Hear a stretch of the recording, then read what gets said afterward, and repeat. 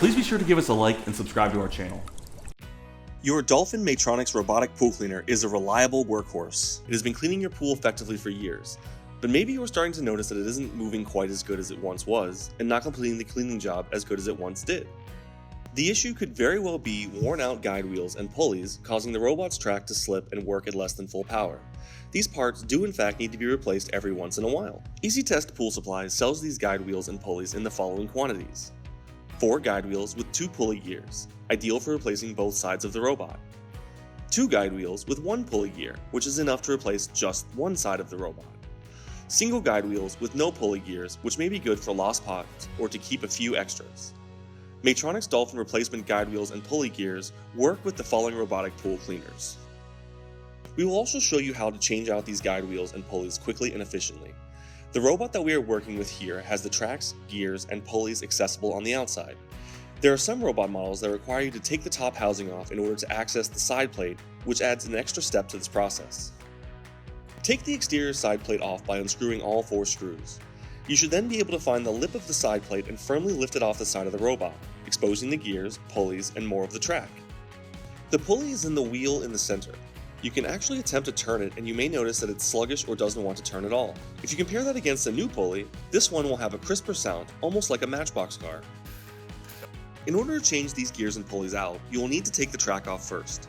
On the robot being used in this video, the pulley is jammed up with dirt and sand and isn't moving very well. The pulleys are comparable to the bearings in your car tires, which can also jam up and impede your tires from turning. Next are the robot's guide wheels. These can also get dirt and debris stuck in them and tend to lock in place. To help remove them, take a flathead screwdriver and lightly pry up from underneath the wheel at various points around each one. Be careful not to use too much force, as this process is a gradual easing up of the stuck guide wheel.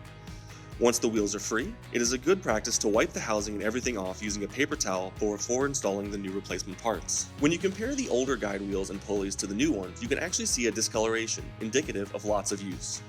To install the replacement guide wheels, first take notice of there being 2 sides. One side is a bit longer than the other and the wheel has 4 notches on it, and if you look on the robot's housing, there's 4 prongs where the notches of the wheel will align. If they are not lined up, then the wheel will not fit properly. The best thing to do is hold one and guide it straight down onto the housing. Once set in place, the wheel should freely spin. If you set the wheel down incorrectly, then you will notice a lip where the wheel isn't flush with the housing. In the video, you can actually compare the first correctly placed wheel to the second, which has been installed incorrectly, and see the uneven gap. Our robot tech demonstrates the difference by putting a screwdriver into the space on the wheel and freely turning the correctly placed wheel, but being unable to do this on the incorrectly placed wheel. Some robots have 1 drive like this one does, and others have 2 drives. The pulley is connected to a hex pin that comes out from the motor and housing. The hex pin only fits in the pulley one way and connects it by simply pushing down. The presence of the hex pin will be on both sides for dual drives or just one side for robots with single drives. The number of drives corresponds to the functionality of the robot. It is important to not lose the hex pins and to make sure that they are reattached when changing out parts. Now it's time to put the track back on. The track will be tight if it's new, but also because the gears are tight. The track goes over the top of the center pulley and under both guide wheels. Because everything you're working with is now new, you may need to use the flathead screwdriver to gain leverage to install the track properly. Lastly, it's time to connect the side plate back on. Make sure to align the plate with both guide wheels and the pulley itself. In this video, we show how the old pulley was attached and how the newer one will secure the side plate as well.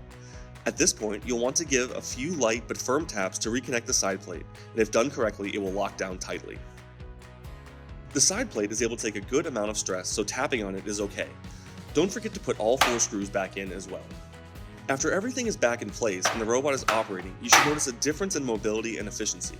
If the robot fails to move, you may have installed something incorrectly, or there is debris stuck internally and you will want to investigate. Replacing these parts for your robotic cleaner are the same on each side, and in most cases, you have the ability to purchase parts either for one side or for both. We are a Maytronics certified genuine parts dealer. Genuine parts are what you always want to go with to keep your pool cleaner in its best condition. We have an on-staff robotic technician as well as a team of professionals who have many years of robotic pool cleaner experience. Our staff would be happy to help and advise and answer any questions that you may have. Visit our product page in the description to purchase. Thanks for watching.